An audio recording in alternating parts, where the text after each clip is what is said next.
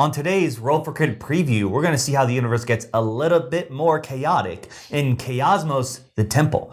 This is a new expansion on Kickstarter for the game Chaosmos. We actually just released a review video of the base game, so you can check that out. But a quick overview. Pretty much the universe is coming to an end. You're trying to find an item known as the Ovoid, and if you're holding it in your hand when the clock hits 0, your species wins. Absolutely, you should go back and watch that review if you missed it to get a better idea of how the game works. But this new expansion does add a lot of cool new things to the mix. First off, you're going to see this big, beautiful board. You can choose to use this, or you can use the more modular pieces the original game had. This one just makes setup a little bit easier. This is going to use the Dark Ovoid variant, assuming you're playing with at least 4 players, which means you're not going to know which of these ovoids is the real one. You're going to have to find a card that tells you. So that adds another layer of intrigue to the game. This one allows for more players. So now you can go up to 6. Much needed. Yes, and that will also tie into alliances, which we'll talk about later. That's a whole other thing. There are some new alien species, of course, that you can play as. Is it the Arbiter? This character has the power to ask other players questions. So on their turn, they can ask someone a yes or no question, and they must answer them truthfully by handing them a token, and that is private information. So they could ask, do you know where the ovoid is? Do you have the ovoid? Do you know which one is real? Just as some examples of probably some pretty big questions you might want to ask someone, but you can ask them whatever you want. Probably keep it gameplay related. Now we've got Kiwen over here. You can see they've also got some of these special upgrades. We'll talk about how those work exactly too. And this character is cool because they're able to take things very easily from the cosmic pool, which are these cards up here. They don't have to be at their home planet. Their home planet is also their toxic planet, so they're very unique. They have an interesting backstory. They're escapees of a prison. So that's a cool one. They also get to put cards in the pool face down, which can sow some confusion amongst the rest of the group. And then over here, we finally got this guy, Dreeg, and he has control over wormholes. He's able to alter the way they work, maybe create new ones, and those let you, of course, move around the board super fast. Now there's a bunch of new cards. This actually completely replaces the deck from the original Chaosmos game. A lot of them are the same, but some of them are upgrades to old versions of cards. Some of them are brand new ideas. A big part of the original game was traps. If you opened a planet's envelope and a player had left a trap for you, bad things would happen. But in that game, there was only one type of trap. Now, there are brand new ones that do different things. They might allow the player to take something from that envelope and send it somewhere else that they were trying to protect, for example. So you have to be a little bit more wary. There's a little more variety in exactly what's going to happen there. There's also a new type of vaults. So that also ties into alliances. Now you can only maybe open one of these. It's a trust locker if it's from a player that you're in an alliance with. All kinds of crazy new things mixed in with, again, a lot of those original cards from the base set. Yeah, so, I mean, if you've looked at any kind of expansion for a game, it's no surprise, new aliens, new cards and stuff. But the new really cool mechanic is the Temple. This replaces the clock from old. You still have the clock, so time's still ticking. But the way it works now is, as this ticks down, there are 3 sections that actually replace the numbers there so they can change, because when you hit this section, 2 things are going to occur. First, an event's going to occur, which you will take out the card. That could change how things go and how the game plays. It could add new rules, maybe a second lineup. A lot of weird things there. And let me tuck those back in. The other thing it adds is the Concordia Phase. This is the ally phase we keep referring to. What's going to happen is you have a minute for everyone at the table to make alliances. Depending on player counts, you can have certain size alliances. And what's cool about these alliances is, one, you will win together. So this isn't just like I'll scratch your back, you'll scratch mine, but I'll backstab you later, because in the end, only one of us can win. But another cool thing is you have these ally ability tokens.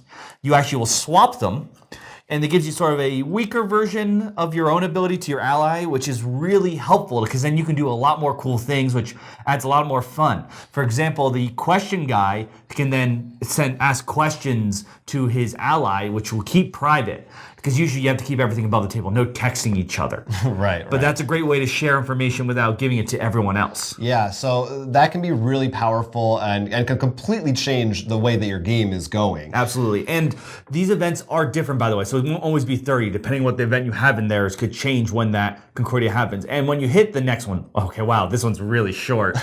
All alliances break then. So you do have to re-up your alliance. Right, if you want to stay in it. Which brings up some interesting conversations depending on what happens, because you could have been working really well together, but also breaking them like, you want to re-up it? And the other guy's like, I've gotten what I want from you now. Right, hey, I have the Ovoid. Why should I let you win? I'm going to win, depending on how your players are. We also didn't even mention there's a whole new type of card in this game, too. Again, not final, but these are called favor cards, and some cards will allow you to get these, or on your turn, you can take an action to draw two and pick one. And these are super powerful abilities that you can sometimes even use outside of your turn to help your ally, and they'll just let you do all kinds of crazy things, different effects. They might aid you in combat. They might help you find the Ovoid, get information. Totally wild new abilities that you can use that anybody can get access to. Right, and we also forgot to mention, and if you played the old one, you know that you get these warp tokens, that let you pretty much teleport anywhere. You only get 3. Now, that prepare action, you can choose to take favor or these ore tokens and trade them in for more of these warp tokens. So that's a good way to maybe build those up. Of course, there's, like you said, there's other ways to get them too. This really is all about tweaking the rules to really sharpen. Like we said, there are some things that are unpolished a little bit in our review that add to the favor, but sometimes can be a little annoying. This fixes a lot of those things, I think, and adds a bit more of the chaos to make this really crazy. Those alliances shifting. These guys in particular, like, I loved the Nomad, Quinn? Kiwen? That's what I say. The fact you can add cards face down in this pool is really hilarious. We actually played a game where I was able to throw the Ovoid in there. Also, these ally abilities I think are really cool because it really spices up what you can do on your turn. I love the traps having different abilities. Those are so much more fun. In the original, there were some good counters and balances depending on which weapons you have, but I think now even more so, there's some nice cards you can get to if someone has an advantage to try to find another angle to attack them. And of course, higher player counts, just because this is a game that I think works well on the bigger board. It's just so much fun. Yeah, that is huge for me. That's one of the biggest things that, one of my biggest issues with the original Chaosmos was just, I wish it went past 4 players, because it's a great deduction game, but for us at least, we always have too little or more than that. To have the chance to play with more is really nice, and the way the alliances fit in, I think they did a really great job making that happen. If you are a fan of the original Chaosmos, I would say there's no reason not to get this. I think it definitely ups the ante of the original. I completely agree. Now, if you haven't had the chance to play Chaosmos or check it out for yourself, they're going to be offering, of course, the base game in this Kickstarter. Again, watch a review if you're not sure how you feel about it. But if you want to jump in on the ground floor and get running, that's a thing people say. Right. We're holding a contest to win a copy of the original base game of Chaosmos. That's right. We have 5 copies to give away. So you can go to the link down below, click it, sign up, do all the usual free contest stuff to try to win a copy of this. Yes, there are different ways that you can enter. We're running it for a little while during the campaign, so hopefully you check that out because it's a game that we definitely recommend, and even in the rough prototype form, we had a super fun blast playing this version of the game. Absolutely. I mean, if you really like the chaos, this adds that extra chaos, and I think it makes actually helps with one of your misses, where the game sort of at the end is like, it's sort of solved because you can sort of mess around with everything so much. It seemed, at least to me, like I didn't know if you were going to find the Ovoid at one time, and then you were unsure about it too, because it was like, if he takes that one thing, that changes everything. Yeah, it definitely does do that. Again, take a look at it. We'll have a link to the Kickstarter right down below. See if you want to back it for yourself, and let us know in the comments what you think about the game. Are you excited for this? Are you happy that it's coming back? Anything, other changes maybe you would like to see? Maybe there's still time. You can suggest it. Talk to us in the comments section down below. Till next time, I'm Jonathan. I'm also Jonathan. You'll have to find the cipher to find out who's the real one. That's tricky. Search all these planets. This has been a Roll for Crit Kickstarter preview. We want you to like and subscribe, and if you have the chance, take a look at our Patreon. Thank you for being a friend.